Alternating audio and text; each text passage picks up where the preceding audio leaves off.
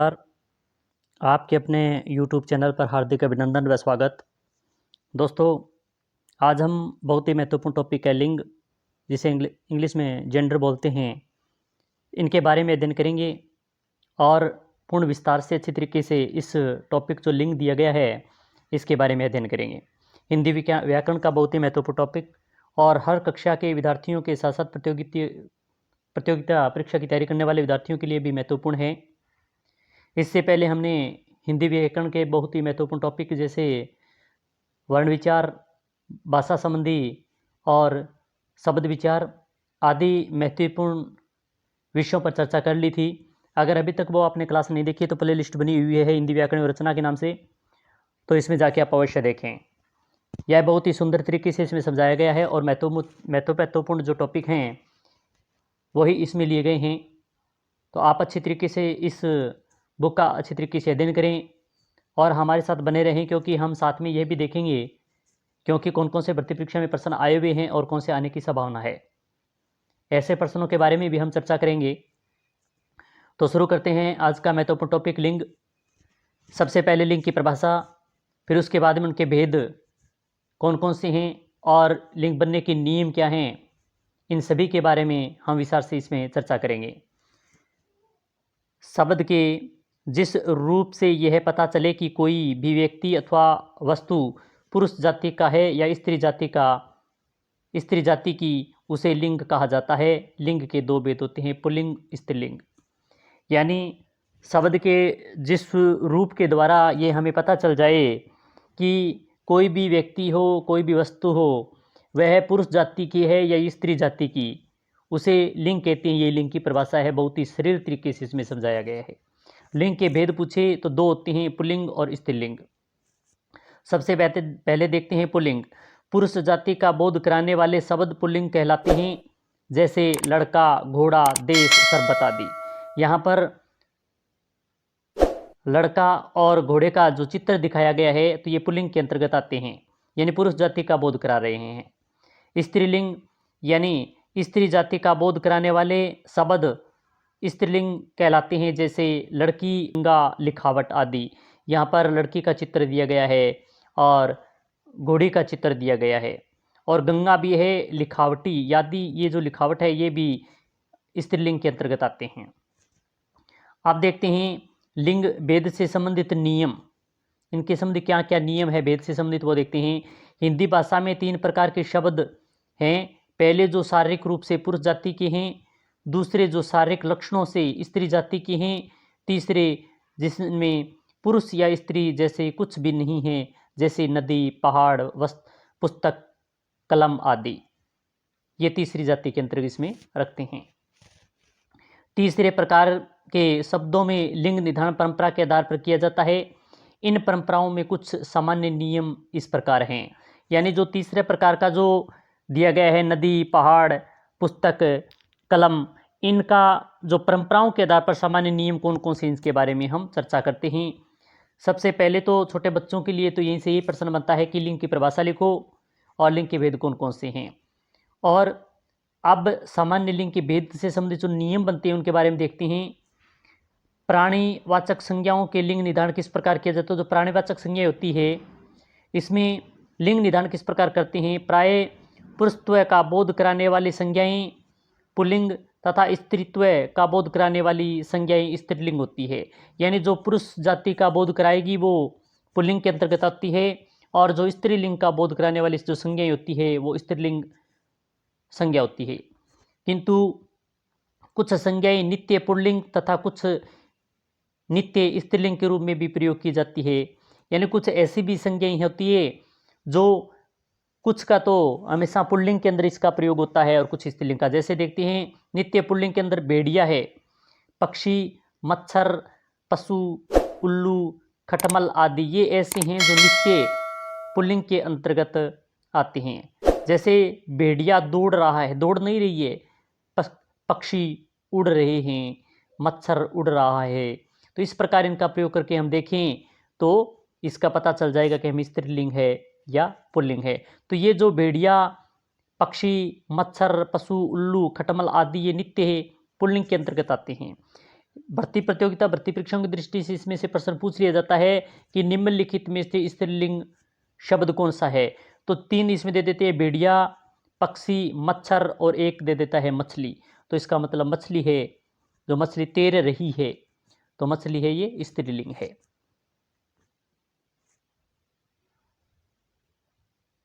नित्य स्त्रीलिंग मैना, कोयल, सवारी, मछली, भेड़ आदि ये नित्य स्त्रीलिंग के अंतर्गत आते हैं। यानी इसमें अच्छा व अच्छी लगाकर भी देख सकते हैं। जैसे कोयल अच्छी है तो इसका मतलब अच्छी आ गई तो स्त्रीलिंग होगा। कोयल अच्छा नहीं कर सकते, पक्षी अच्छा है या पक्षी अच्छे हैं, इस प्रकार हम इनका प्रयोग करके देखें तो पुल्लिंग और स्त्रीलिंग का भी पता चल जाएगा। उभयलिंग शब्द, कुछ शब्द पुल्लिंग एवं स्त्रीलिंग दोनों रूपों में प्रचलित हैं। यदि ये स्त्री के लिए प्रयुक्त होते हैं तो स्त्रीलिंग, और यदि पुरुष के लिए प्रयुक्त होते हैं तो पुल्लिंग कहलाते हैं। जैसे राजदूत, डॉक्टर, राष्ट्रपति आदि ये सभी क्या है, उभयलिंग के अंतर्गत आते हैं, मगर हिंदी में पुल्लिंग और स्त्रीलिंग दो ही माने जाते हैं और ये संस्कृत में उभयलिंग माने जाते हैं। तो ये शब्द है जो अगर डॉक्टर पुरुष के आगे लग गया तो पुल्लिंग होगा और महिला डॉक्टर के आगे लग गया तो वह स्त्रीलिंग होगा।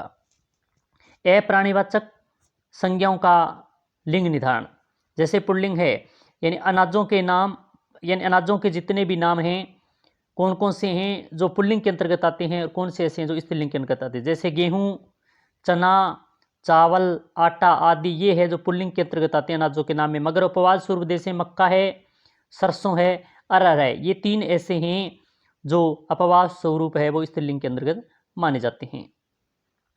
ग्रहों के नाम जितने भी होते हैं वो पुल्लिंग के अंतर्गत माने जाते हैं। कुछ अपवाद हैं जो स्त्रीलिंग के अंतर्गत हैं। ग्रहों के नाम में शनि, मंगल, सूर्य, तारा, ध्रुव आदि ये पुल्लिंग के अंतर्गत माने जाते हैं, मगर पृथ्वी है वह स्त्रीलिंग के अंतर्गत आती है।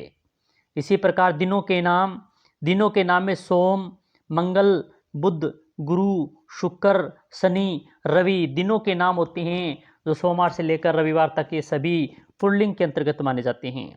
महीनों के नाम की बात करें, मार्च, अप्रैल, दिसंबर, आषाढ़ आदि जो ऐसे महीने होते हैं वो पुल्लिंग के अंतर्गत आते हैं, मगर जनवरी, फरवरी और मई ये 3 ऐसे महीने हैं जो स्त्रीलिंग के अंतर्गत माने जाते हैं। देशों के नाम की बात करें, पाकिस्तान, चीन, जापान आदि हैं जो देशों के नाम है वो पुल्लिंग के अंतर्गत माने जाते हैं, मगर श्रीलंका अपवाद स्वरूप ऐसा है जो स्त्रीलिंग के अंतर्गत आती है।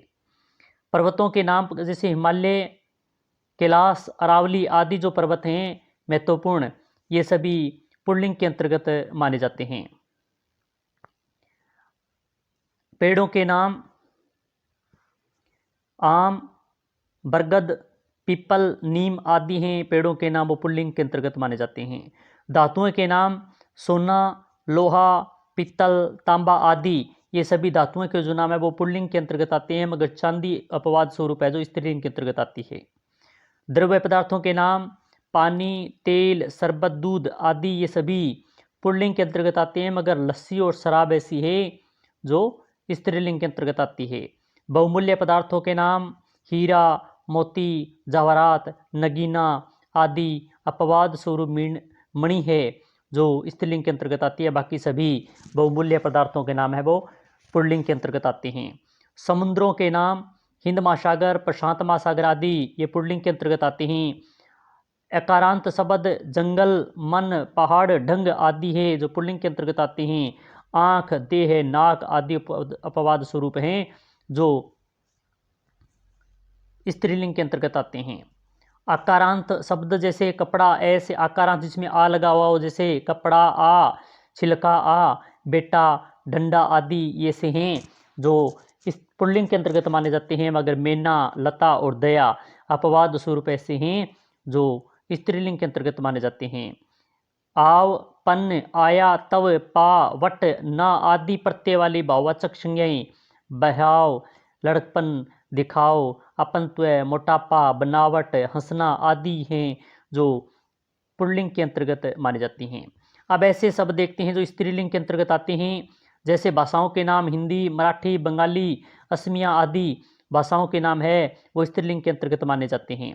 नदियों के नाम जैसे गंगा, यमुना, सरस्वती, गोदावरी आदि स्त्रीलिंग के अंतर्गत आती है। लिपियों के नाम देवनागरी लिपि, रोमन लिपि, ब्राह्मी लिपि, शारदा लिपि, ये भी लिपियों के नाम स्त्रीलिंग के अंतर्गत आते हैं। तिथियों के नाम प्रथम, द्वितीया, पहली, पंचमी आदि भी स्त्रीलिंग के अंतर्गत आते हैं। इकारांत शब्द है जैसे नदी, इकारांत से ई से इकारांत, जैसे नदी, रोटी, धोती, बोली, टोपी आदि। अपवास और जैसे पानी है, घी है, दही है, मोती, ये पुल्लिंग के अंतर्गत आते हैं, बाकी स्त्रीलिंग के अंतर्गत आते हैं। और अन्य संज्ञाएं खटाई, कृत, महानता, चुंबन, सजावट, घबरावट, मिठास, खटिया आदि ऐसे शब्द हैं जो स्त्रीलिंग के अंतर्गत आते हैं। अब है पुल्लिंग से स्त्रीलिंग बनाने के नियम, यानी पुल्लिंग जो शब्द हैं उनको स्त्रीलिंग किस नियम से बना सकते हैं उनके बारे में देखते हैं। पुल्लिंग से स्त्रीलिंग में शब्दों स्त्री जो है प्रत्यय जोड़कर शब्दों में के स्त्रीलिंग बनाए जाते हैं जो इस प्रकार है। आ प्रत्यय जोड़कर जैसे छात्र से छात्रा, अनुज से अनुजा, प्रिय से प्रिया आदि शब्द है जो पुल्लिंग से स्त्रीलिंग बनाए जा सकते हैं। ई प्रत्यय जोड़कर भी पुल्लिंग से स्त्रीलिंग बनाया जा सकता है जैसे कबूतर से कबूतरी, बकरा से बकरी, लड़का से लड़की आदि। ईया प्रत्यय जोड़कर भी कुत्ता से कुतिया, चूहा से चूहिया, बूढ़ा से बुढ़िया आदि। इन्हीं प्रत्यय जोड़कर भी स्त्री पुल्लिंग से स्त्रीलिंग बनाए जा सकते हैं। अभिमान से अभिमानी, चौधरी से चौधरानी, सेठ से सेठानी आदि। और इन प्रत्यय जोड़कर भी जैसे नाग से नागिन, पड़ोसी से पड़ोसिन, दर्जी से दर्जिन आदि।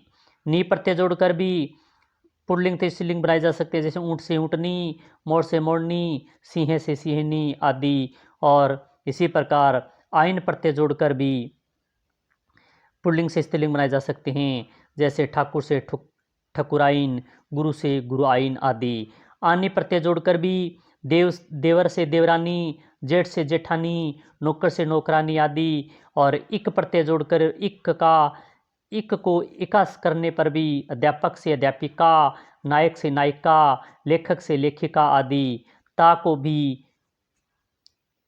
भी त्री करने पर जैसे अभिनेता से अभिनेत्री, कर्ता से कर्त्री, दाता से दात्री, ये भी कई बार भर्ती परीक्षा में पूछा जाता है, दाता से दात्री। और मान को भी को मति तथा वान को वती करने पर भैया आयुष्मान से आयुष्मती, गुणवान से गुणवती आदि। और इसी प्रकार नित्य पुल्लिंग शब्दों के साथ मादा जोड़ने पर जैसे खरगोश से मादा खरगोश और भालू से मादा भालू आदि शब्द जुड़कर पुल्लिंग शब्द जो हैं जो स्त्रीलिंग बनाए जा सकते हैं। और जो नीचे 12वां दिया गया है नित्य पुल्लिंग शब्दों के साथ हमेशा जो मादा लगता है जोड़कर भी पुल्लिंग शब्द बनाए जा सकते हैं। क्लास अच्छी लग रही है तो लाइक करें, शेयर करें। अब कुछ शब्दों के पुल्लिंग और स्त्रीलिंग रूप बिल्कुल भिन्न होते हैं। जैसे पुल्लिंग का स्त्रीलिंग जैसे पति, पत्नी, राज, रानी, राजा, रानी, नर, मादा, युवक, युवती। इसी प्रकार ससुर, सास, वीर, वीरांगना, विद्वान, विदुषी, पुरुष, स्त्री, पिता, माता, बेटा, बहू, लड़का, लड़की, दादा, दादी। आओ महत्वपूर्ण बिंदुओं को दोहराएं। शब्दों के जिस रूप से पुरुष जाति या स्त्री जाति के होने का पता चले उसे लिंग कहते हैं। लिंग के दो भेद होते हैं, पुल्लिंग और स्त्रीलिंग। पुरुष जाति का बोध कराने वाले शब्द पुल्लिंग कहलाते हैं और स्त्री जाति का बोध कराने वाले शब्द स्त्रीलिंग कहलाते हैं। ये कक्षा में पढ़ने वाले विद्यार्थियों के लिए बहुत ही महत्वपूर्ण टॉपिक है यहाँ से, जो एक प्रकार से संपूर्ण इससे हमने लिंग का अध्ययन किया वो रिविजन हो गया। तो आज हमने बहुत ही महत्वपूर्ण टॉपिक लिंग के बारे में चर्चा की, इसके बारे में अच्छी तरीके से इसको समझा और बहुत ही बारीक तरीके से इसके बारे में हमने चर्चा की है।